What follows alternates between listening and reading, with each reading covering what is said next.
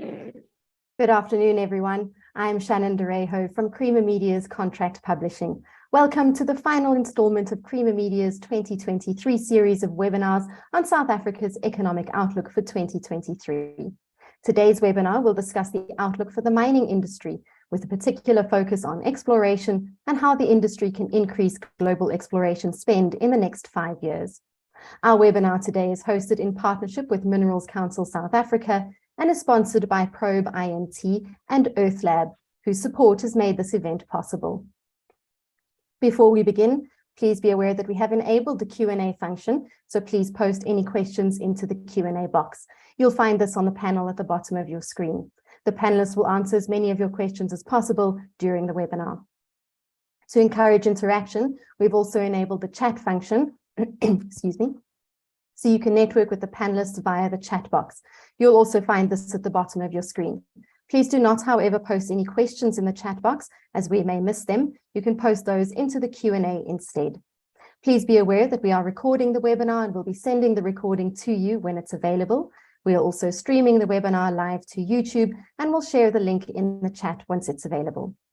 Today's webinar will be facilitated by Sandra du Toit, EY's Africa Energy and Natural Resources Leader. Sandra has held a number of advisory positions in energy and natural resources and works closely with her clients to manage their energy transition. Sandra will facilitate the discussion with our panel, which consists of Errol Smart, Chairperson of the Junior Mining Leadership Forum and Board Member of Minerals Council South Africa, Mosa Mabuza, CEO of the Council for Geosciences, and James Campbell, MD of Botswana Diamonds. I'll hand over to our facilitator, Sandra du Toit, now to take the proceedings forward. Over to you, Sandra. Shannon, thank you so much. And sure, what a time, I think, for all of us to be having a conversation around exploration. The year for us, sort of in South Africa, and I think in Africa, has started off with a bang. We're still sort of reeling from the European energy crisis, from rising interest rates, rising energy costs in Europe. I think in South Africa, we are battling our own energy challenges, our own inflationary pressures. And so the EY forecast and anticipation has actually been that as commodity prices are set to start softening a little bit off some of the highs that we've seen last year, while at the same time cost pressures and more expensive funding starts to bite, we think there might be a pullback in exploration. So I'm here today to be proved wrong by our fantastic panel. So thank you to the panel for joining us today.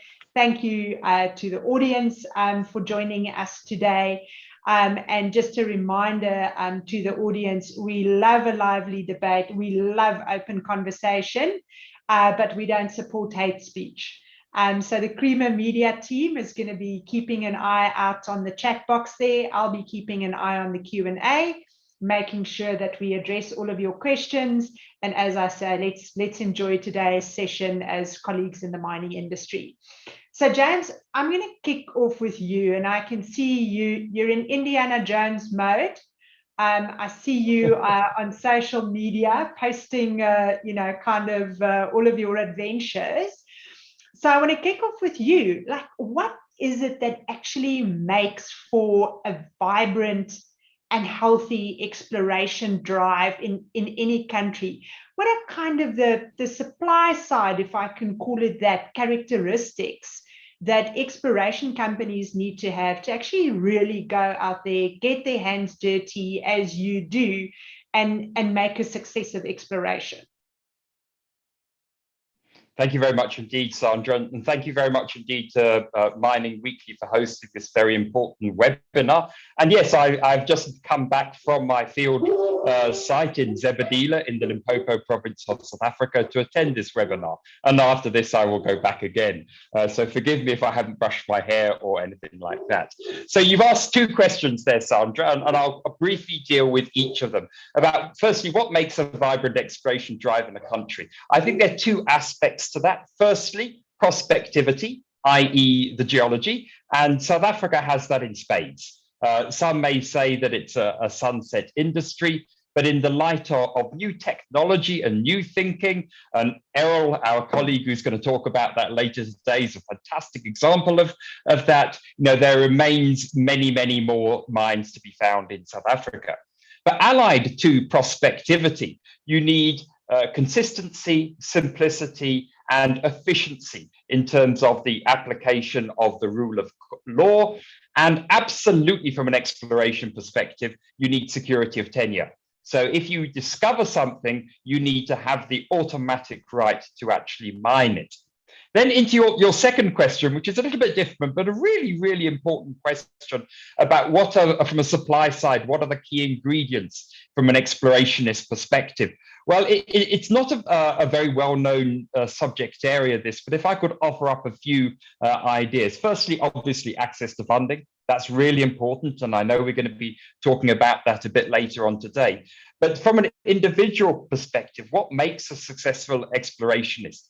And I think there are three main things, aside from technical competence, because I'm going to take that as a given. The first one is you must be intensely curious, not just about your subject area, but you must read history. You must look at why deposits were found at certain times and what could be done. You must read annual reports. You must go back and look at the political context at that time. So curiosity is number one in my view.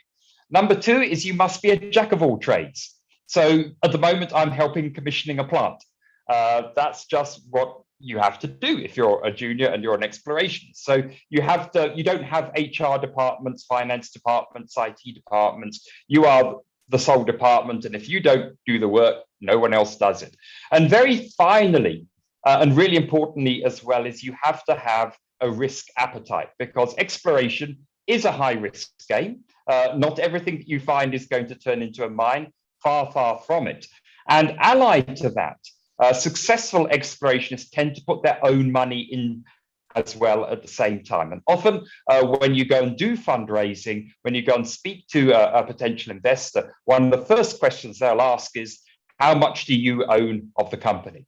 I hope I've given you a bit of an overview there, Sandra. James, you absolutely have, and I can see the dream in Errol's eyes there, hearkening back to his own days, sort of trudging around the veld looking for new finds.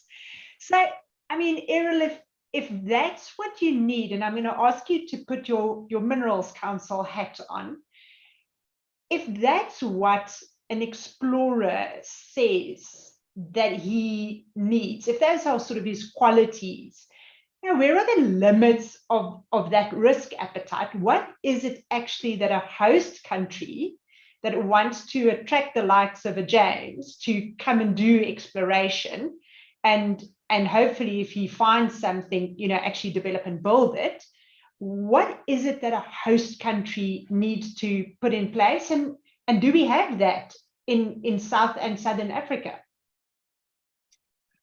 Yeah, hi, Sandra, and hi to the fellow panelists and the viewers. Look, what we definitely have in South Africa, as James points out, is an amazing mineral enrichment. It's probably second to none on the planet. There's a simple fact is that exploration isn't booming in South Africa, and irrespective of what EY says about the exploration outlook in the short term, South Africa's exploration has actually declined, and that must tell us something about the operating environment.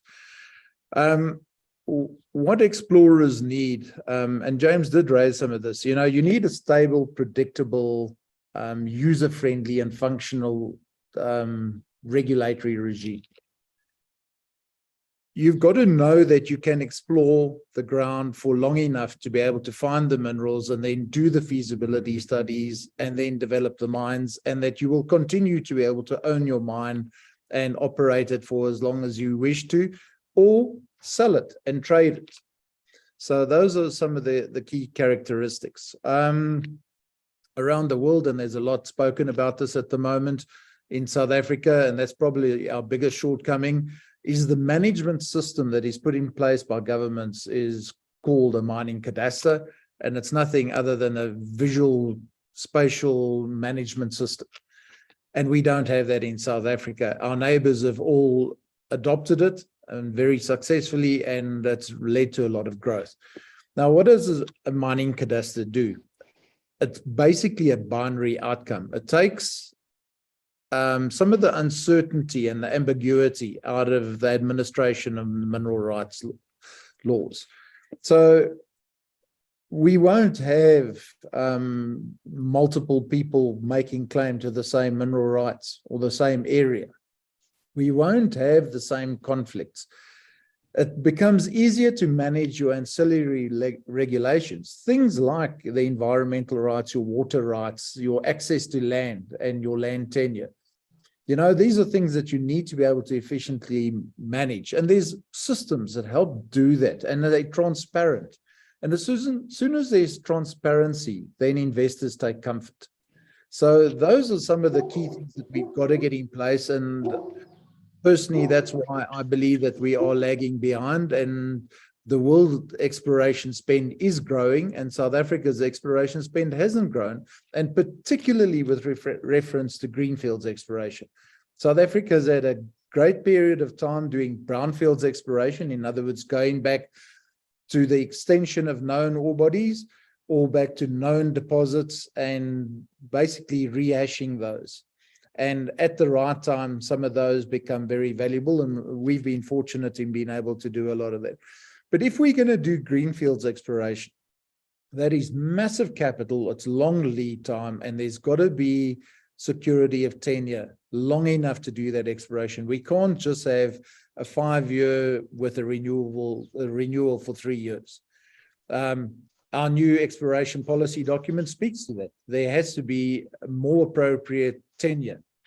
Unfortunately, that hasn't become part of the regulations yet, and our DMRE have to start taking policy. Things like removing the BE requirement for exploration that is now enshrined in the mining charter, and that the minister has spoken about repeatedly as something that makes exploration attractive in South Africa. That has to actually be made a regulation that is enforced by our regional directors. I can carry on for ages, people. One positive thing that we do have in South Africa, though, is we have a very predictable and user-friendly mineral royalty and tax system. It's been stable, and that is a very positive thing. So there's a lot of very good things, and Musa and his team are doing the next very important thing, is making geoscientific data and historical data available. There's a certain baseline of data that gives you a head start in getting exploration going. And Musa and Council for Geoscience are doing a great job in getting that moving. There's a long way to go, but we are getting moving. Thanks so much, Errol. And I mean, we need to do these sort of overview introductions, and I can see you've sort of already teed up Musa just to round out that conversation. So having listened to, I suppose, both Errol's requests and his plaudits, Musa, what role should and does an organization like yours actually play in supporting and promoting exploration? Oh, good afternoon, Sandra, fellow panelists, and thank you very much to Creamer Media, and good afternoon to all the attendees. So, geology is the pathfinder. It all starts with geology. And the Council for Geoscience, as the mandatory custodian of this national heritage, our geology, it is our responsibility to map at a scale and pace and scale that is applicable in today's world, which can get the investment community in exploration excited, But more importantly, and James touched on it a little bit, is that as much as exploration is deemed highly risky, it is only geology that will significantly de-risk the prospect. And if you look at the geological information and you use the right combination of geological functions, you would be able to gain more confidence as you do more geology. And it is that role of collecting and making available the data that is our legislated role. But I must hasten to indicate that in the current form, or before I go there, we launched a data portal last year, and I'm quite encouraged that it has now exceeded 40,000 hits in the past couple of months that we have launched it. And those who have gone onto our portal, including professors at universities, have come back to us and say, these are exciting times. For the first time, we are able to get the quality and the quantity of data that you are making available. So I encourage you, delegates, to visit our data portal. It's on our website. It carries the bulk of the data that we have. But one of the things that I have noted is that we are legislatively empowered to undertake exploration. Section 5 of our founding act, as amended, directs the Council for Geoscience to undertake exploration. So we've been struggling a little bit with the modalities of undertaking exploration. In fact, it goes as far as saying we can undertake exploration on our own. So I can't imagine the Council for Geoscience applying for the prospecting right, for instance. I'm struggling to actualize that that is contemplated in legislation. But having said that, it further provides in two other parts for us to partner with either other state entities or any other juristic person who's interested. So to the extent that it makes sense, to the extent that we know that we have beautiful geology, we have absolutely, our geology is second to none, but levels of greenfield exploration are hugely inconsistent with this quality of geology. So we can't sit down and come to these platforms and complain. What we have got to do is to demonstrate that it is possible. And so as the Council for Geoscience, we have started doing that. And watch the space. We want to uncover and bring to the fore the discoveries that we are going to make. And it is my hope to demonstrate to South Africans that, in fact, the sun has not yet risen in respect of mining potential in this country. It will remain, I'm going to be a little bit controversial now, Rakhadi is going to remain the base load of our economy. Ladies and gentlemen, we call her our Rakhadi of the panel. She's the only lady in the panel. Thank you very much. Thank you, Masa. You literally let the cat out of the bag there, and I think, you know, so quite a few really great initiatives, and we can see the Q&A has kind of started up, and I suppose unsurprisingly, some of the first questions are looking at funding. So, I mean, James, I'd like to start out with you. What does investor appetite look like at the moment for funding exploration, participating in exploration?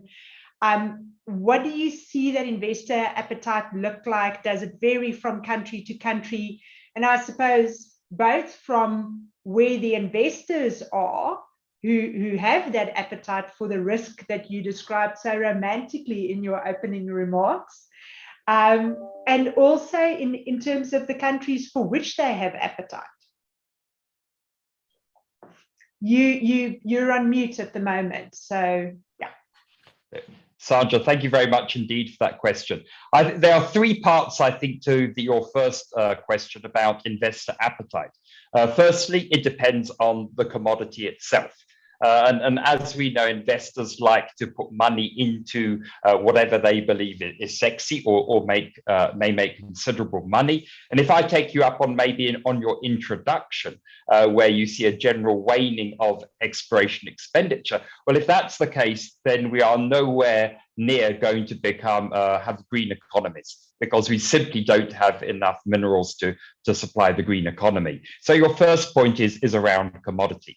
The second one is around the capital markets. There are three main capital markets where you raise exploration funds in the world. It's the Canadian market, the British market, and the Australian market. Now, you can raise bits of money in other markets, but they are not significant.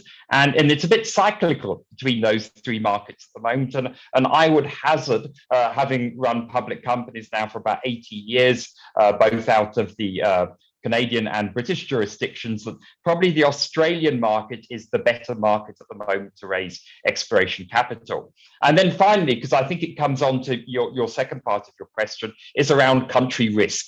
That's such an important point, and I made that at the very beginning. And there is something called the Fraser Institute study, which investors in these three economies look at. So when you go in, they look at their list of your commodities. Diamonds, no. Lithium, yes. Things like that. Then they ask which country you're from. And sadly, South Africa sits in the bottom 10% at the moment. We're 75th in the latest Fraser Institute study. But there are many beacons of hope in Africa. Ghana, Botswana too, for example. Even Guinea-Conakry is improving significantly. Zambia, I think, is going to be also a tour de force under their new leadership going forward. And if I summarize all of these, Sandra, my chairman, Dr. John Teeling, has got a lovely saying, and that is, a dollar is an orphan.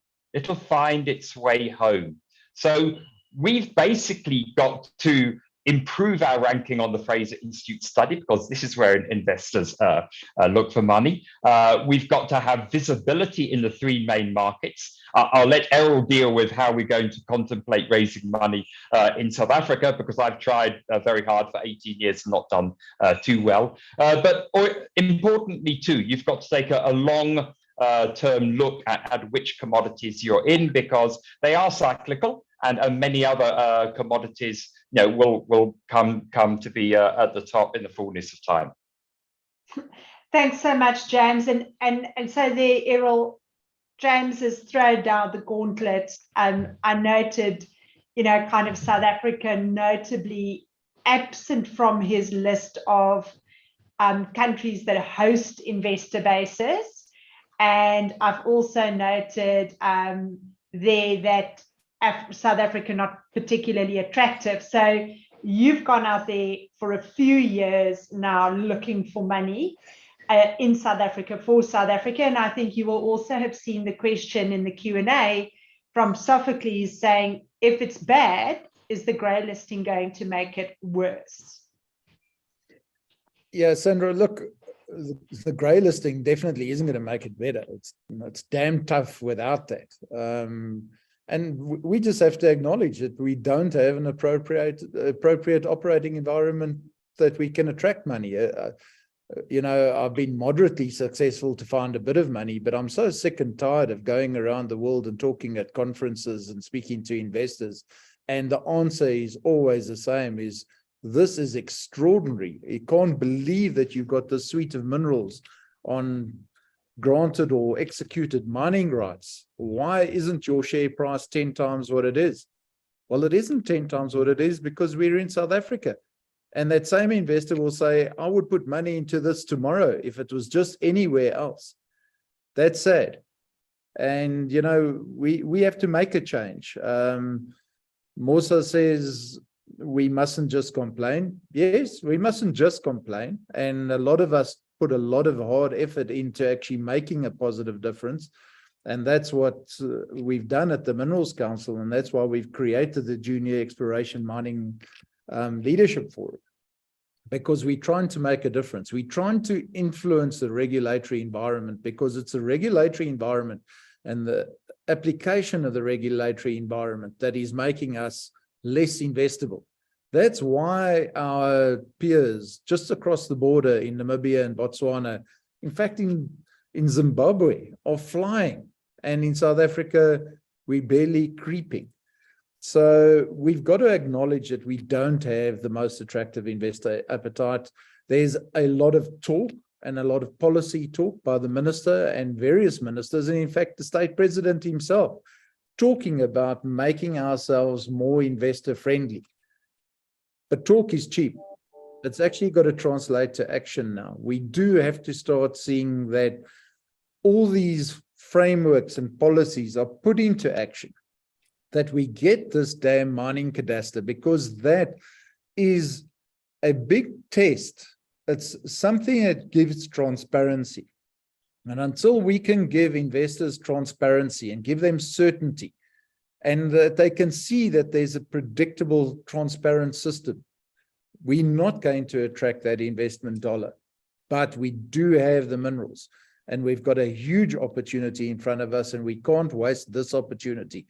You know, exploration isn't exploitation of minerals. It's foreign direct investment. And in fact, it's relocation of the South African rand into a different suite of finance. That is an immediate investment. We immediately funding work, we're employing people, we're using machines, we're using suppliers, and all of that. We drive a whole economy before we start digging out a mineral. So there's a benefit to all of our stakeholders available in South Africa if we just get this ball rolling. And Errol, I certainly see John Bristow there in the Q&A sharing some of your frustration around the cadastre system. But I want to loop back to something that you mentioned a little bit earlier on.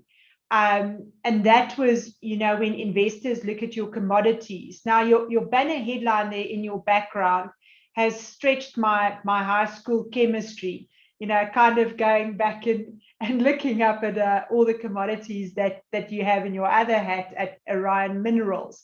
But from an exploration and an exploration funding perspective, is it your experience that, you know, and James has also relayed this, that when investors start getting excited about certain types of minerals, you know, and their potential in the battery cycle, in electric vehicle applications, does that make a difference for exploration?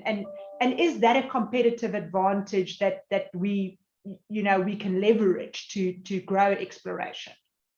Yeah, absolutely. You know, when the ducks are quacking, that's when you've got to do it. You know, exploration is very long winters and very short summers. At the moment, it looks like we're into a spring, and most analysts, except EY, are telling us that there's a massive shortfall coming, certainly in the medium long term. And I'm being facetious here. I understand in the short term there may be a correction, but in the longer term, there just isn't sufficient copper, nickel, cobalt, PGEs, graphite, lithium, rare earths in the world, known in the world, discovered in the world, to actually do this just energy transition. And the just energy transition isn't something dreamt up by Andre de Ruyter at Eskom. It's actually something that's a global thing, and it's actually become law. So in a lot of jurisdictions in Europe, in the Western world, and in fact in China and in the emerging markets, there's regulations being passed about how quickly we've got to adopt electrification and electronification, digital transition. All of that needs a suite of minerals that we have in this country, and that there isn't sufficient of it anywhere else in the world. And therefore people will come in. So people are prepared to come here. And yeah, that's why at Orion we were fairly successful over the last 5 years, or relatively successful, possibly. But I'll tell you what, we should have been raising 5 times as much money. It shouldn't be so damn hard. You should be able to do this a lot easier if you'd given this stuff on a plate. And the good Lord gave us these suite of minerals on a plate in South Africa. We can do this if it becomes a lot more user-friendly environment. No, Errol, I absolutely hear you. And perhaps I can just qualify that EY's view on a pullback on exploration spend was largely in the major mining companies, given some of the other kind of cost pressures.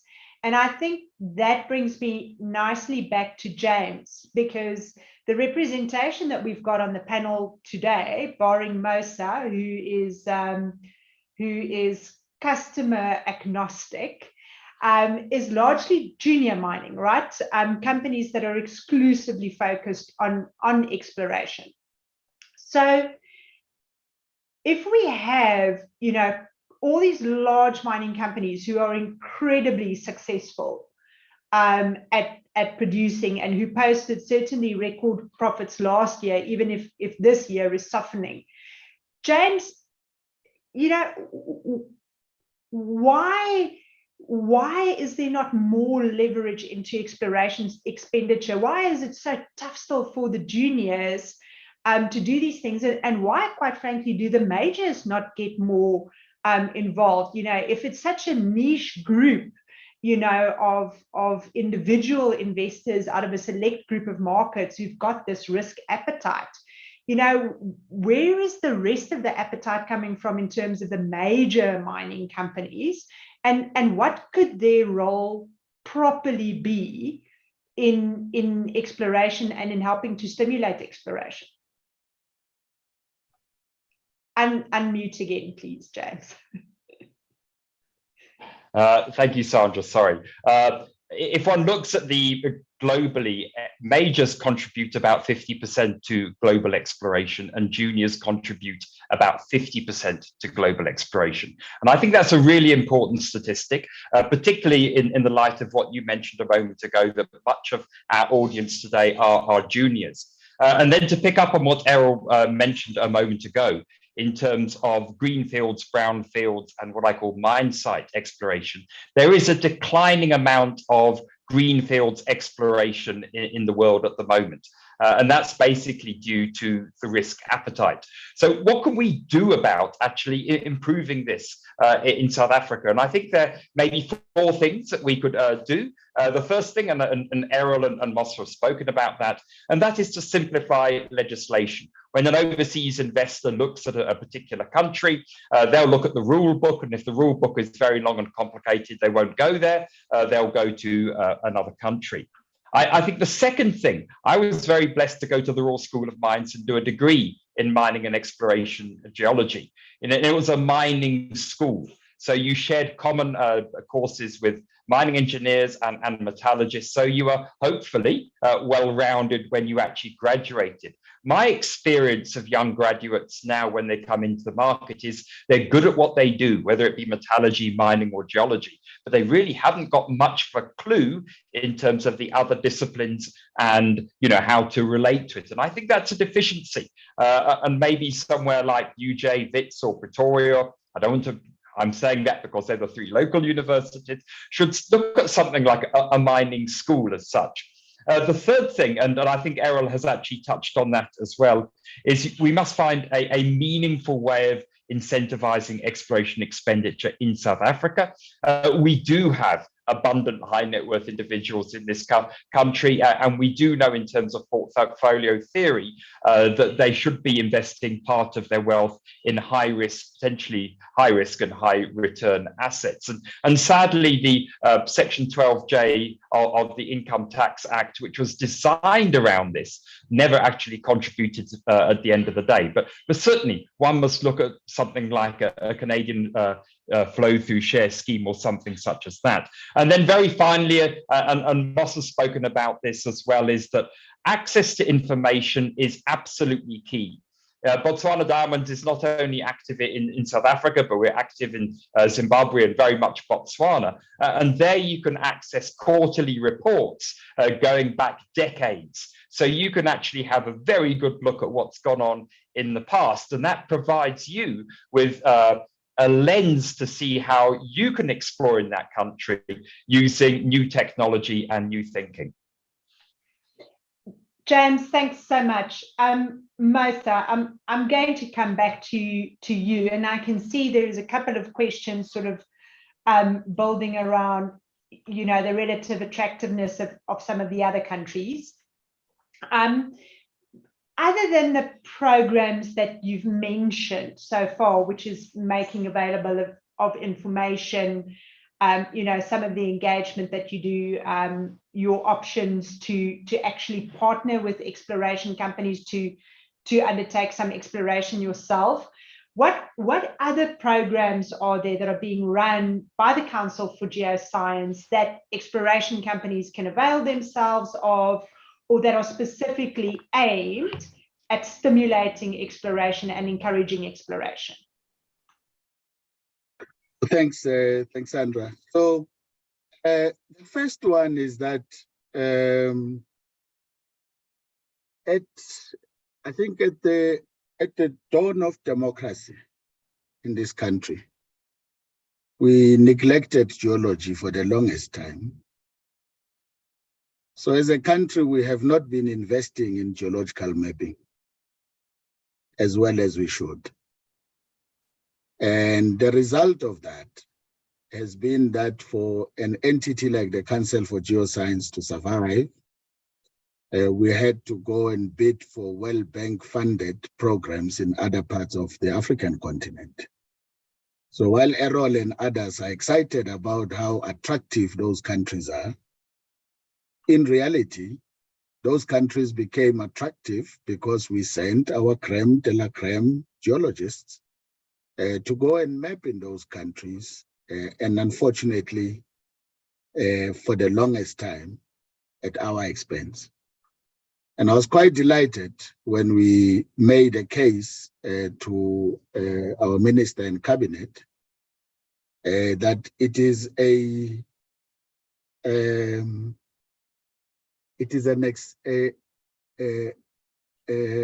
don't know what you call it, but I think it is a risk of existence of a country if we continue not to be deliberate to invest in geosciences. And I'm quite delighted. An existential threat. There you are. There you are. Rakhadi. Rakhadi, you see, that's why you are the Rakhadi of the panel. Sorry, Mosa, for interrupting. No, that's a good one. Thanks. So, and my government was very responsive. They listened, and they have been deliberate to invest in geosciences now. And there's quite a substantial amount of financial resources that are put into geosciences to map. So we are mapping at a scale of 1 in 50,000, and we've targeted areas that we believe will begin to shine the light on the exploration potential.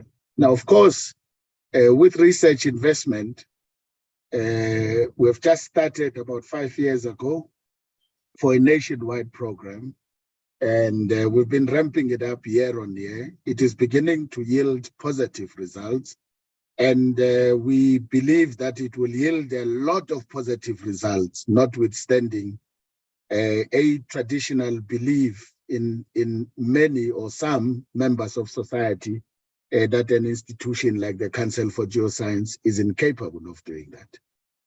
I call them to step forward and be part of the solution, those who hold that view. And so we have been talking a lot about a pegmatite rock that we have always known in the Northern Cape. With our mapping at this scale, we've been able to confirm that it is much larger than we thought. And this is redirecting exploration activities, and we're seeing quite a tick up in exploration, in prospecting rights in that part of the world. So we're watching closely these developments. But I think there's something substantial I need to say about us as South Africans in general. I sit in many panels from many parts of the world. I never, and those parts of the world are not perfect. I never hear members of society talk as extremely negative about their country as we do in this country. And I wonder, to what extent are we shooting ourselves in the head as South Africans? That is probably the reason we are not getting investments flowing, because we abuse the platforms that we have to talk down on our own and expect others to be positive about us. I think we must learn to solve problems and solve problems and pay attention to solving problems, however frustrating it may be. But I don't know if our young, very noisy democracy is something that we sometimes take for granted. I don't know, but we will see how that unfolds. But in the meantime, some of us will continue to map, will continue to demonstrate that geoscience is valuable. It is my wish that in the next couple of years, we will have a substantive geoscience program that not a single geologist, even those geologists who are doing first year in school, should know that they have a job in the Council for Geoscience as they start, because the nation have appreciated the value of geoscience and geoscientists in general. But in order for that to happen, we have got to fold our arms as geoscientists and do that is required of us and demonstrate our value, and not necessarily talk about our value. Let our value speak for itself. Thank you very much. Mosa, thank you. I think you're about to elevate the honorary role of Raghadi to the formal role of referee. So, Errol, maybe to answer some of Mosa's challenge, the Minerals Council also has a few programs out there to try and encourage exploration and junior miner development. And maybe you can share with us just a few of those programs and how we understand, they are supporting. Are there success stories that you've seen? Look, I think in general, we've created an operating ecosystem that is improving. We are starting to see junior miners and explorers starting to merge and grow. We have got a number of programs. For instance, we run a program in collaboration with the JSC on mentoring and preparing junior miners to establish their companies in a manner that it can be listed and they can raise money on equity markets.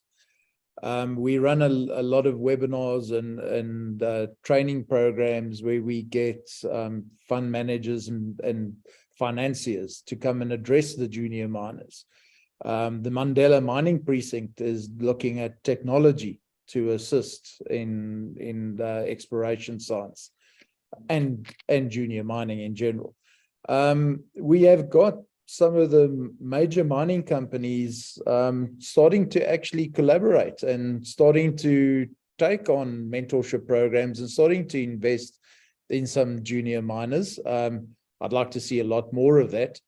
And look, there's a lot of criticism that the majors tie up the ground in South Africa. I can tell you what, that I think more ground in South Africa is tied up by juniors that have been sitting on a supposed 5-year prospecting right for the last 20 years with not any progress on it.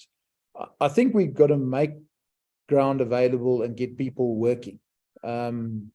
And Mosa, my good friend, it's not about folding our arms at the moment. It's about unfolding our arms and getting our hands dirty, and doing what James says, get into the mud and start making progress. And I think the Minerals Council, at last count, I think with direct and indirect members, because we've got a lot of organizations that are members of the Minerals Council, I probably speak for about 300 junior explorers and miners now.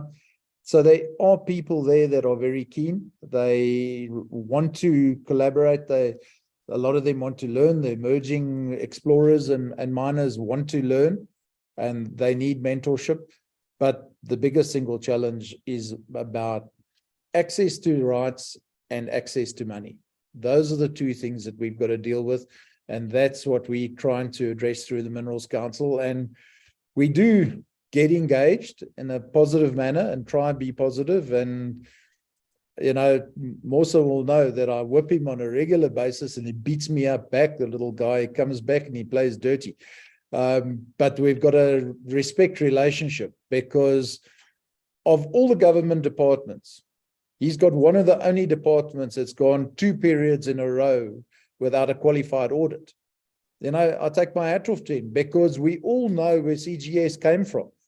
Guys, the people in this room know that CGS was not a clean organization a couple of years ago. Data was going missing. It was being misappropriated, shall we call it, and misused. What I hope is that we do get a whole lot of positive collaboration, and that these green shoots that Mosa and his team have built is something that grows and grows very healthily. And we in the Minerals Council, we work with the CGS on some of these initiatives, and we're very supportive of what they do. Doesn't mean we agree with everything they do. So Mosa, I'm not going to agree with you becoming a competitor and having first mover advantage when I let you use my data. That's not going to happen. But I am going to support you actually opening the doors by getting some exploration moving and getting some data available, so that you actually give a springboard to investors. Errol, thanks so much.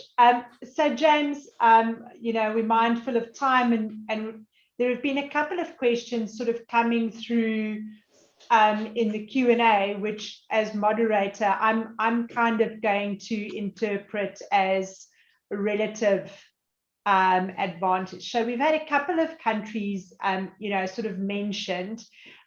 From Molotelo, he's asked about Zimbabwe. John Bristow's mentioned Namibia, Botswana, and Angola. Your views, James, on kind of relative prospectivity, relative advantages, if we set aside for the moment the regulatory environment, which I think we've exhausted.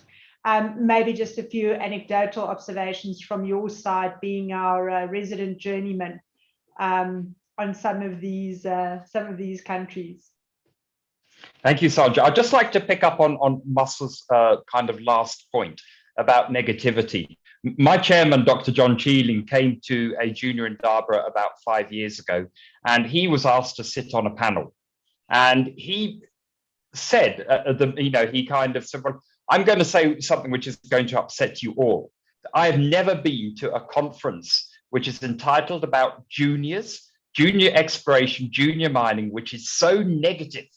The whole role of juniors, whether they be explorers or developers, is to seek opportunities where majors almost fear to tread, and be positive about it. This is why Botswana Diamonds is equally active in South Africa as in Botswana, because we see it's got huge potential despite its challenges. So I just wanted to kind of get that off my chest, because I fully endorse that. We've got to roll up our sleeves, we've got to do the work, and we've got to be the best ambassadors of the country. People like Errol and I and many others out there, and then Moss, of course, in his perspective, we must be the big flag bearers.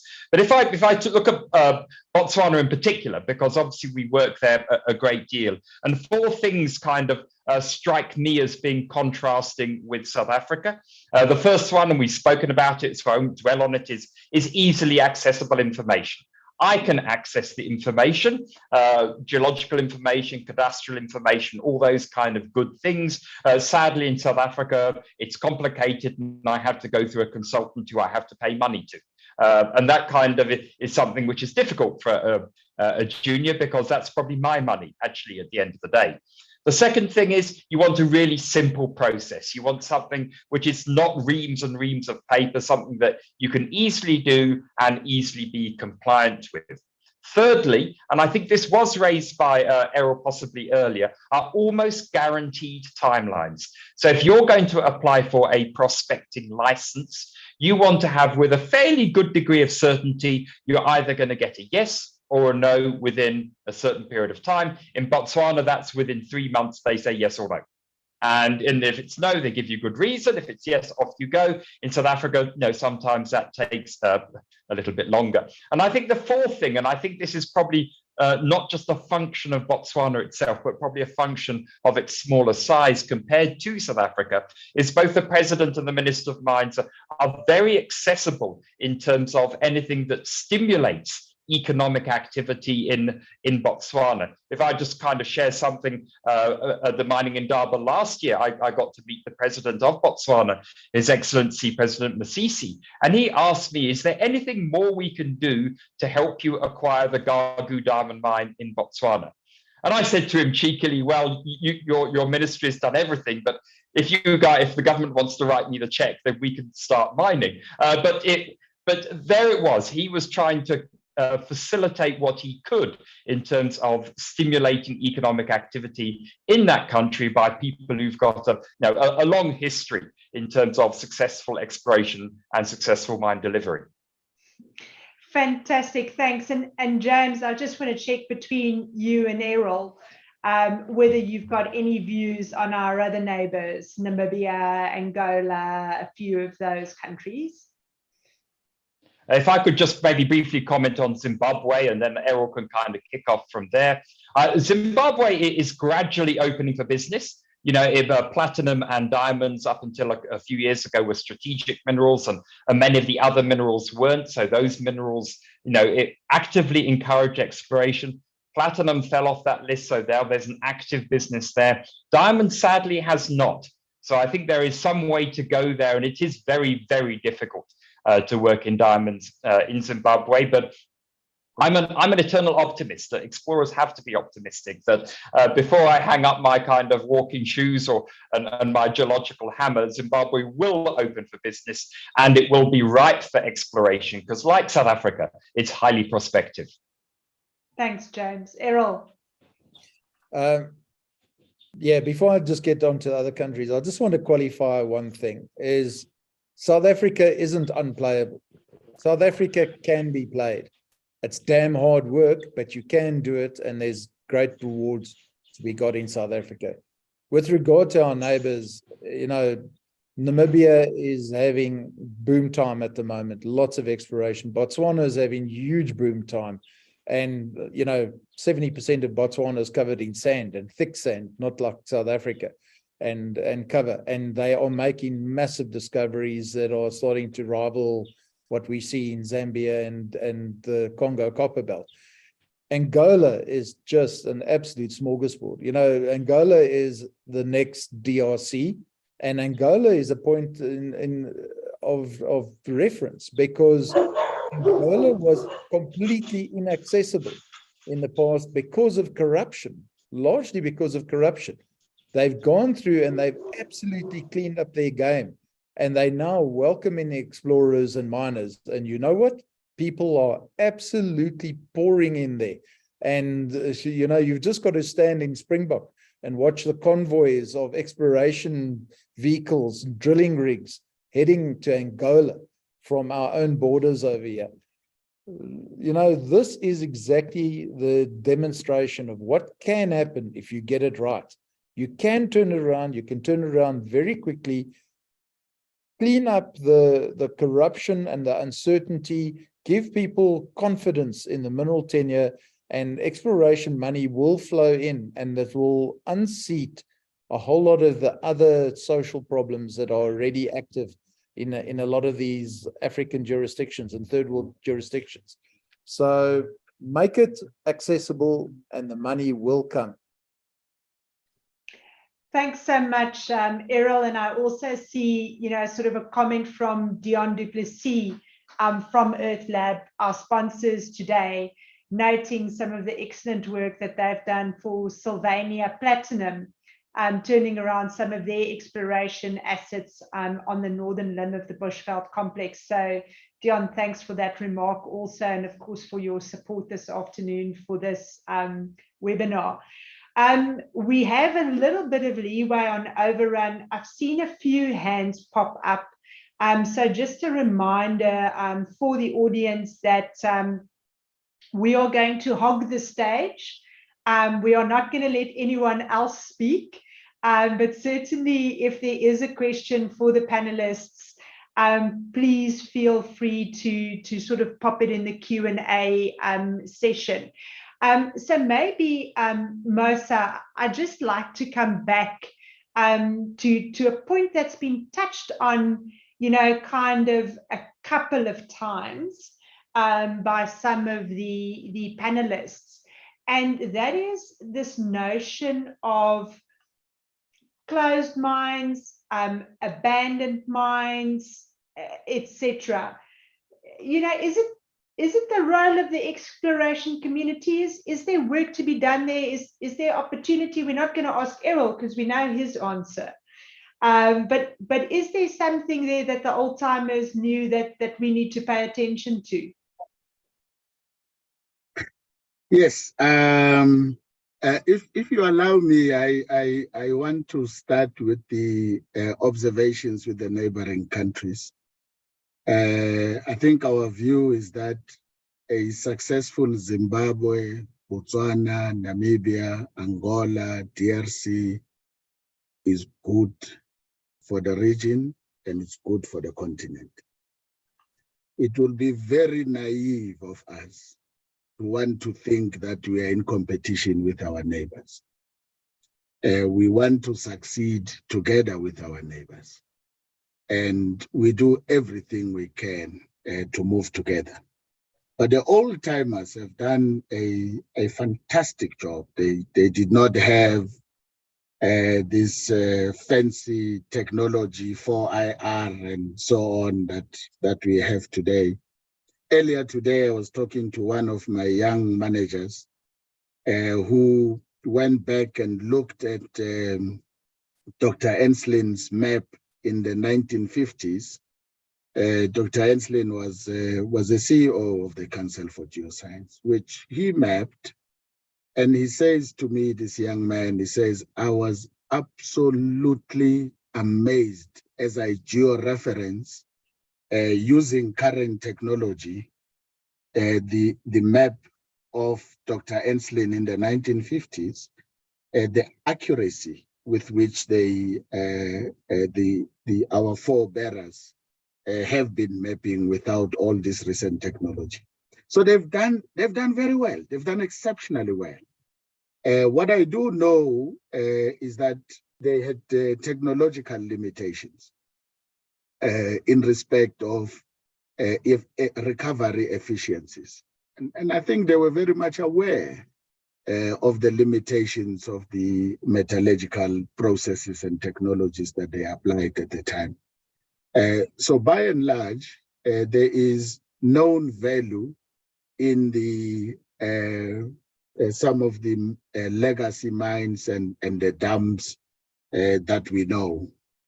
I know for a fact that there is a High Court judgment against the then Department of Minerals and Energy that directed and ruled that administration of dams that were created prior to the coming into effect of the MPRDA should not and cannot be administered under the MPRDA.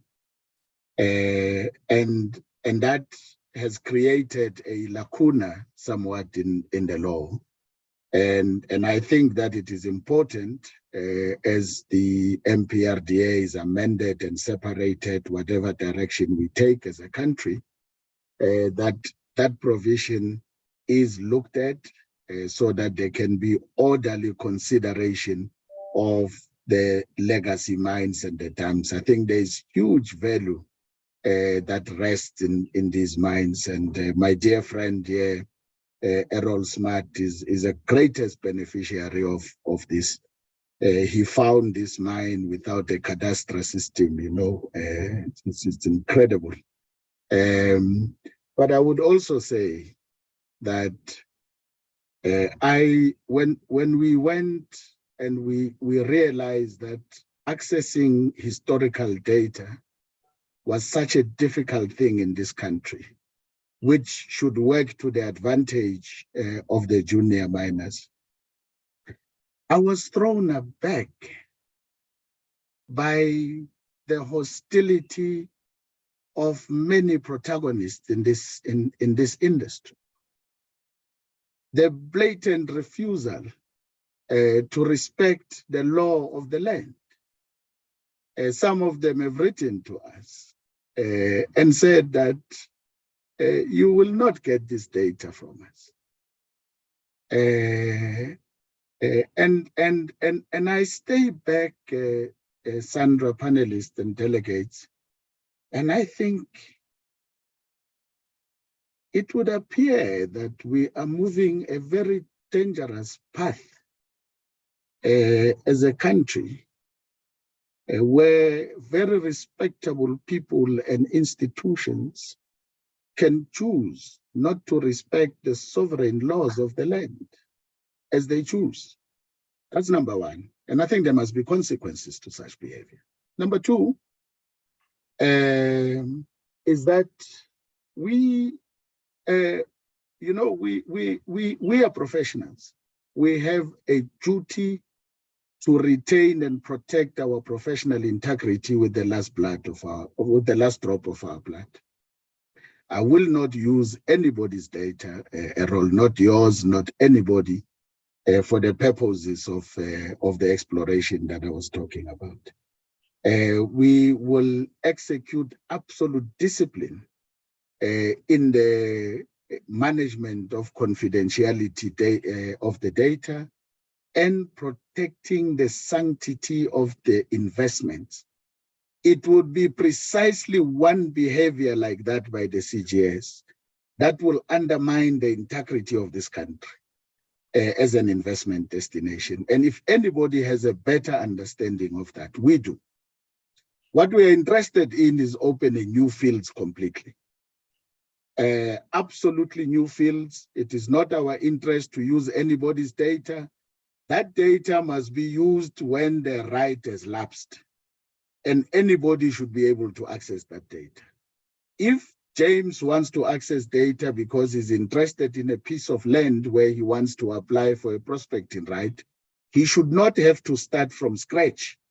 When data, geological data, should be the heritage of the country. Now, we don't talk much about these things, and that's what I was saying earlier.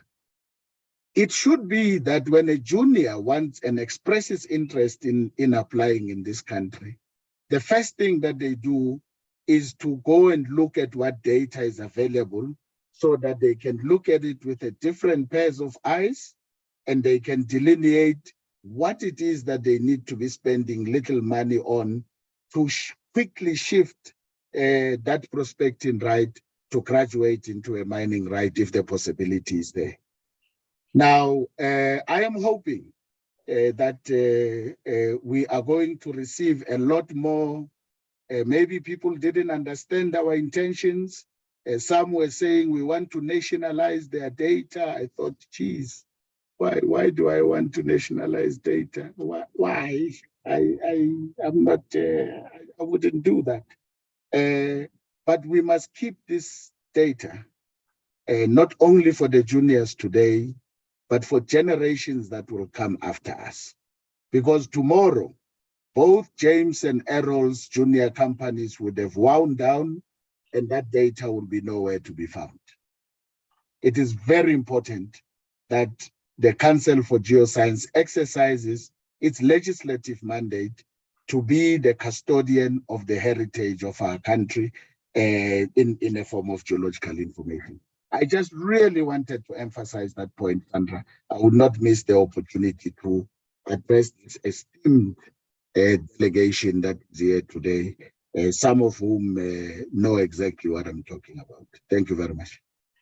Moses, thank you so much. And to Shannon and the Creamer Media team, I think we've got, one or two questions still left in the Q&A that I can see some of the individual panelists are busy responding to. I see somebody in the general chat in the audience called Mosa our statesman.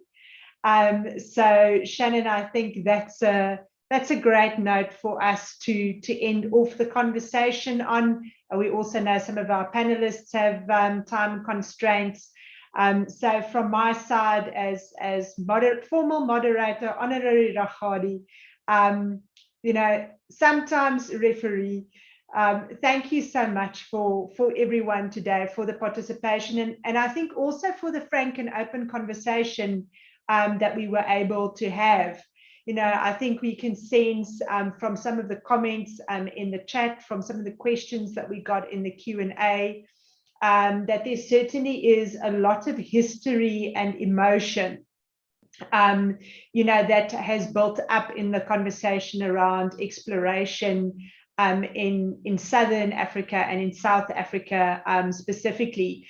But it's sort of also clear, that we've got fully engaged stakeholders who are in the arena, who've got their sleeves rolled up, and who, when they don't have their hands in the dirt digging for minerals, are certainly digging through quite a few of the other buckets in the administrative system in South Africa to alleviate red tape, to try and make things easier, and to try and create certainty for exploration activity. So from my side as moderator, thank you so much to everyone on the panel, and thank you so much to our audience, to our sponsors and hosts that you can see there on the screen behind Shannon. Thank you so much. I think without your support, these kinds of events where we get to speak to an audience, I think we peaked at about 150 people, to an engaged audience of about 150 people would not have been possible. So Shannon, back over to you. Thanks, Sandra. I was just posting in the chat now for our next webinar. But that does bring us to the end of this webinar. I would like to take this opportunity to say thank you to Sandra du Toit for enabling a robust and engaging discussion. Thank you also to our panelists, Errol Smart from Minerals Council South Africa, Mosa Mabuza from the Council for Geosciences, and James Campbell from Botswana Diamonds. We really appreciate your time and participation.